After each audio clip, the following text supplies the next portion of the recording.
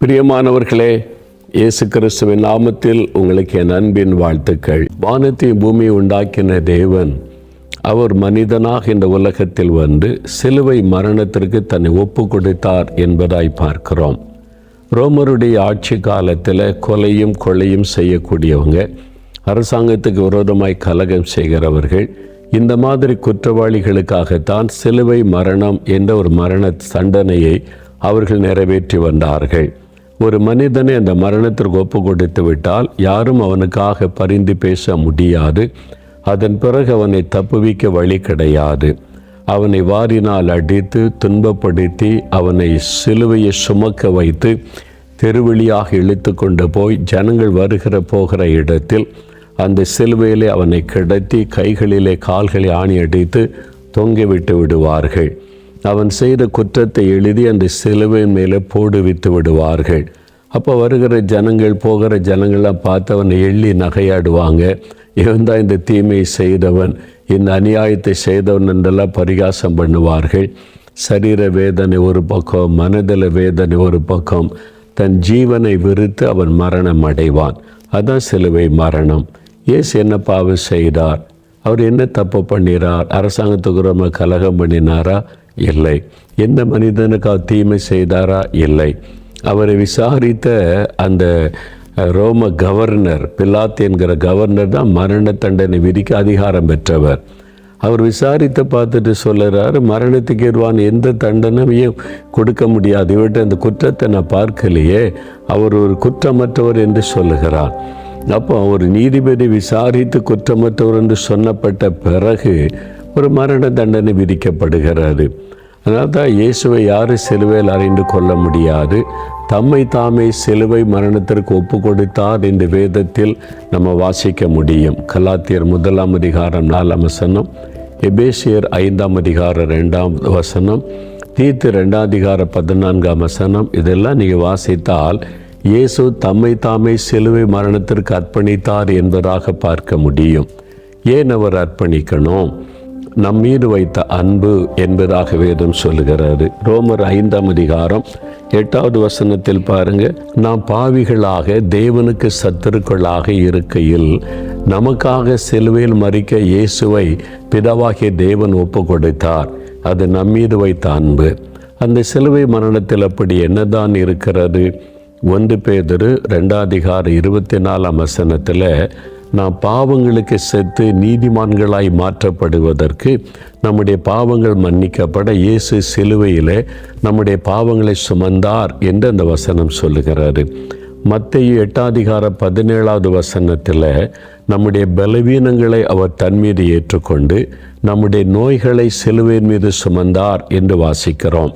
அப்போ நம்முடைய பாவங்களை மாத்திரல்ல, நம்முடைய நோய்கள், பலவீனங்கள், இன்றைக்கு நம் சரீரத்தை வருத்தப்படுத்தி கொண்டிருக்கிற, வேதனைப்படுத்தி கொண்டிருக்கிற எல்லா வியாதிகளை கூட சிலுவையில் அவர் சுமந்து முடித்து விட்டார்.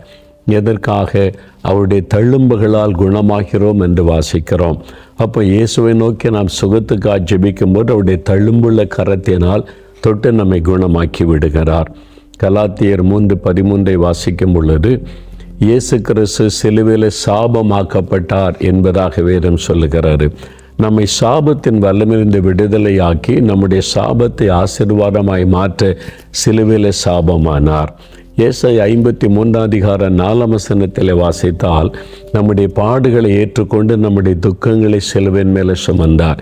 பாடுகள், நிந்தைகள், அவமானங்கள், வேதனைகள், இருதயத்தில் காயங்கள், எத்தனையோ பாடுகளை சந்திக்கிறோம்ல. என் பாடு யாருக்கு தெரியும்னு சில சமயம் அங்கலாய்க்கிறோம்ல. சிலுவையில் அந்த பாடுகளை அவர் ஏற்றுக்கொண்டார். அவமானப்படுத்தப்பட்டார், பரிகசிக்கப்பட்டார், நிந்திக்கப்பட்டார், அடிக்கப்பட்டார். எல்லாவற்றையும் அவர் தாங்கி கொண்டு அந்த சிலுவையிலே மரித்தார். எதுக்காக? உங்களுக்காக சகோதரனே, உங்களுக்காக சகோதரி. உங்கள் பாவங்களை மன்னிக்க, உங்களுடைய சாபங்களை மாற்ற, உங்களுடைய நோய்களை நீக்கி குணமாக்க, உங்களுடைய துக்கத்தை சந்தோஷமாய் மாற்ற தன்னை சிலுவையில் அர்ப்பணிக்க இயேசு ஒப்பு கொடுத்தார். அது அன்பு, உங்கள் மேலே வைத்த அன்பு. அந்த இயேசு கிறிஸ்துவின் இரத்தத்தினால நீங்கள் பாவமர கழுவி பாவத்திலிருந்து விடுதலை பெற்றுக்கொள்ள முடியும். தழும்புள்ள கரத்தினால எந்த வியாதிலிருந்து சுகத்தை பெற்றுக்கொள்ள முடியும். அவர் அடைந்த பாடுகளினாலே அவர் ஏற்றுக்கொண்ட முள்முடி அதை நினைத்து சாபக்கட்ட விடுதலை பெற்றுக்கொள்ள முடியும். அவர் அடைந்த வேதனைகள், அவமானங்கள், நிந்தைகள், அந்த பாடுகளை நினைத்து ஜெபிக்கும் போது உங்களுடைய துக்கங்கள், பாடுகள் எல்லாம் மாறிவிடும். இப்படி நம்முடைய ஆசீர்வாதத்துக்காக தன்னையே பலியாய் கொடுத்தார். இதை எப்படி பெற்றுக்கொள்வது இந்த ஆசீர்வாதத்தை? அப்போ நாம் பாவிகளாய் இருக்கையில் நமக்காக அவர் தன்னை பலியாய் கொடுத்தார். அப்போ இந்த ஆசீர்வாதங்களை நம்ம சுதந்திரிக்க வேண்டுமானால் நம்மிடத்தில் தேவன் எதிர்பார்க்கிற ஒரு காரியம் உண்டு. இயேசு அந்த சிலுவையில் செய்த ஒரு மாபெரும் காரியம் என்ன தெரியுமா? அவரை இவ்வளவு வேதனைப்படுத்தி, அவமானப்படுத்தி, அடித்து, துன்பப்படுத்தி, கொடுமைப்படுத்தி, சிலுவையில் அறைந்து இப்பவும் பரிகசித்து கொண்டே நிற்கும் பொழுது இயேசு சொல்கிறார், பிதாவே இவர்களுக்கு மன்னியும். ஒரு மன்னிப்பை அந்த சிலுவையில் அவர் வழங்கினார். இவர்களுக்கு மன்னியும், தாங்கள் செய்கிறது என்னதென்று அறியாமல் இருக்கிறார்கள் என்று. அதனால தான் அந்த நேரத்தில் அவங்க தப்புவிக்கப்பட்டார்கள். அதை அந்த சிலுவையில் நமக்கு கற்றுக் கொடுத்தார். அப்போ இந்த சிலுவையின் ஆசீர்வாதத்தை நாம் பெற்றுக்கொள்ள வேண்டுமானால் சிலுவையில் தன் அன்பை வெளிப்படுத்தின இயேசுவை போல நாம் அன்புள்ளவர்களாக இருக்க வேண்டும். அதுக்கு என்ன செய்ய வேண்டும்? பரிசுத்த மார்க் எழுதின சுவிசேஷம் 11ஆம் அதிகாரத்தில் 25ஆம் வசனத்தில் இயேசுவே சொல்லுகிறார், நீங்கள் ஜெபம் பண்ண நிற்கும் பொழுது உங்களுக்கு ஒரு விடுதலை வேணும், சுகம் வேணும், ஆசீர்வாதம் வேணும், ஒரு நன்மை வேணும், அதுக்காக ஜெபிக்கிறதுக்கு ஆவலாக இருக்கிறீங்கல்ல, இந்த வியாதிலேருந்து எனக்கு சுகம் வேணும், என் குழந்தைக்கு சுகம் கிடைக்கணும், எங்களுக்கு இந்த திருமண தடை மாறணும், இந்த திருமண காரியம் வாய்க்கணும், குழந்தை செல்வம் உண்டாகணும், கடன் பிரச்சனை நீங்கள் இப்படி ஒரு ஆசீர்வாதத்துக்காக ஜெபிக்க ஆவலோடு காத்திருக்கிறீங்கல்ல, அப்படி நீங்கள் ஜெபம் பண்ணும் பொழுது இயேசு சொல்லுகிறார், யார் மீதாவது ஒருவர் பேரில் உங்களுக்கு யாதொரு குறை உண்டாயிருக்குமானால் பரலோகத்தில் இருக்கிற உங்கள் பிதா உங்கள் தப்பிதங்களை உங்களுக்கு மன்னிக்கும்படி அந்த குறையை அவனுக்கு மன்னியுங்கள்.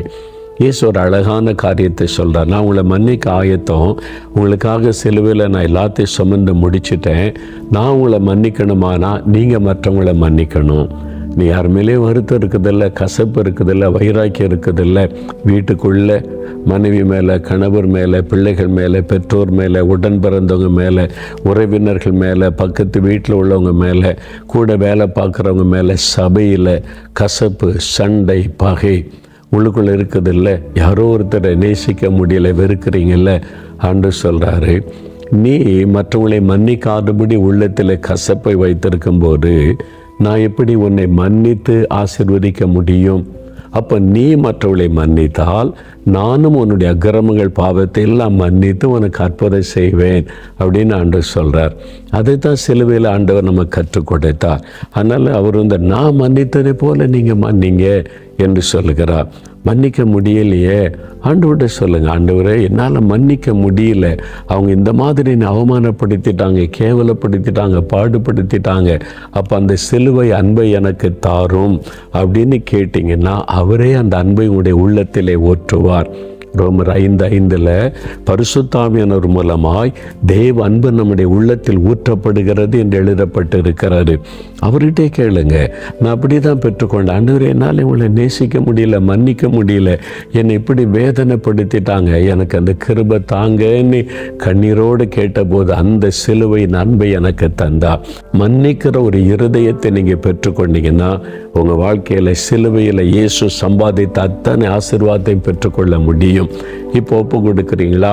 யாரை மன்னிக்க முடியல, ஆண்டவரே நான் மன்னிக்கிற இருதயத்தை தாங்க, அவங்களை குறித்த கசப்பு, வெறுப்பு, வருத்தம் கூட உள்ளத்தில் இருக்கவே கூடாது.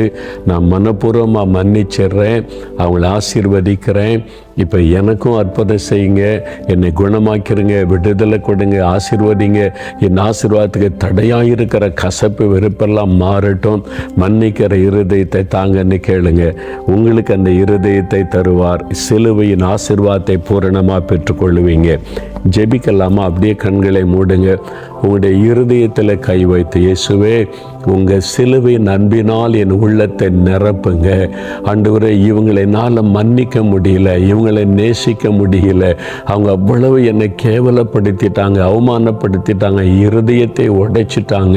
ஆண்டவரே, அவனை பகைக்கிறாங்க. நான் அவளை நேசிக்கணும், அவங்கள மனப்பூர்வமாய் மன்னிக்கணும். அந்த இருதயத்தை எனக்கு தாங்க, அந்த சிலுவையின் அன்பை எனக்கு தாங்க. இயேசு கிறிஸ்துவின் நாமத்தில் மனப்பூர்வமாய் நான் மன்னிக்கிறேன், அவர்களை நேசிக்கிறேன். அந்த இருதயம் இன்றைக்கு எனக்கு உண்டாகட்டும்.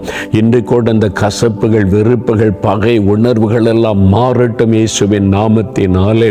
ஆண்டவரே, நான் மன்னித்து விட்டபடியால் இப்பொழுது என்னை தொடும் உம்முடைய தள்ளும்புள்ள கரத்தினால் குணமாக்கும். இந்த வியாதி இயேசுவின் நாமத்தில் விலகட்டும். இந்த பலவீனம் இயேசு கிறிஸ்துவின் நாமத்தில் விலகட்டும். சரீரத்திலே காணப்படுகிற அந்த மரண வியாதிகள் இயேசு கிறிஸ்துவின் நாமத்தில் விலகட்டும். மரண கட்டுகள் இயேசு கிறிஸ்துவின் நாமத்தில் அறுக்கப்படுவதாக. இந்த நேரமுடைய வல்லமை இவர்களை தொடட்டும். அந்த பொல்லாத வியாதிகள் எல்லாம் மறையட்டும். தலை முதல் கால் வரை சுகமளிக்கிற வல்லமை அவருடைய சரீரத்தில் இறங்கட்டும் இயேசுவின் நாமத்தில். அவருடைய குடும்பத்துக்குள்ளே காணப்படுகிற மரண கட்டுகள் மாறட்டும் இயேசுவின் நாமத்தில். மரண படுக்கைகள் மாறட்டும்.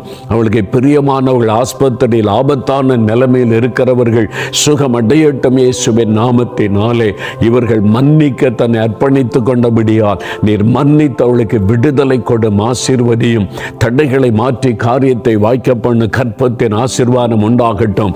கடன் பிரச்சனைகள் மாறட்டும். திருமண தடைகள் நீங்கட்டும். வேலைக்கு வழி திறக்கப்படட்டும். எதிர்பார்க்கிற நன்மைகளை அருளி செய்து ஆசீர்வதியும். நீர் ஆசீர்வதித்து விட்ட அன்பிற்காய் நன்றி. கல்வாரி சிலுவையில் எங்களுக்காக நீர் சம்பாதித்த அத்தனை ஆசீர்வாதங்களும் இந்த பிள்ளைகளுக்கு அவருடைய குடும்பத்தில் யாவருக்கும் உண்டாயிருக்கட்டும். இயேசு கிறிஸ்துவின் நாமத்தில் ஜெபிக்கிறோம் பிதாவே. ஆமேன், ஆமேன்.